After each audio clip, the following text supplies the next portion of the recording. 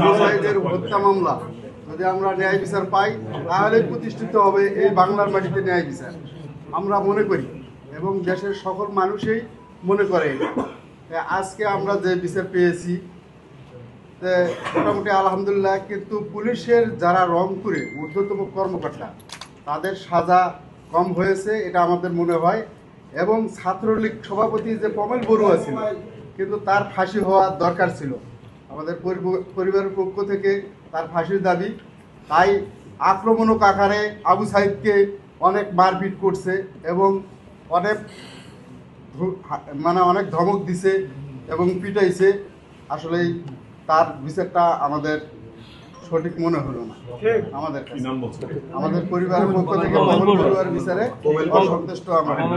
এখানে যারা পুলিশের ঊর্ধ্বতন কর্মকর্তা ছিল আরো কয়েকজন, 3 জনের মৃত্যুদণ্ডের, 3 জনের হচ্ছে যাবজ্জীবন সাজার কথা বলা হয়েছে এবং বাকি আরো কয়েকজন আছে তাদের শাস্তি কম হয়েছে।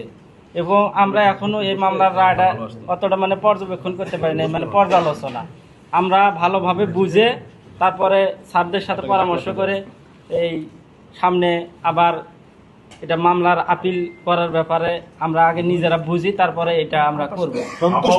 সন্তুষ্ট কিনা না, আমাদের অসন্তুষ্টির জায়গা হচ্ছে যারা পুলিশের যারা গুলি করলো তারা হলো একটা ঊর্ধ্বতন কর্মকর্তার নির্দেশে করছে। যারা ঊর্ধ্বতন কর্মকর্তা ছিল তাদের কারো ফাঁসি হয়নি।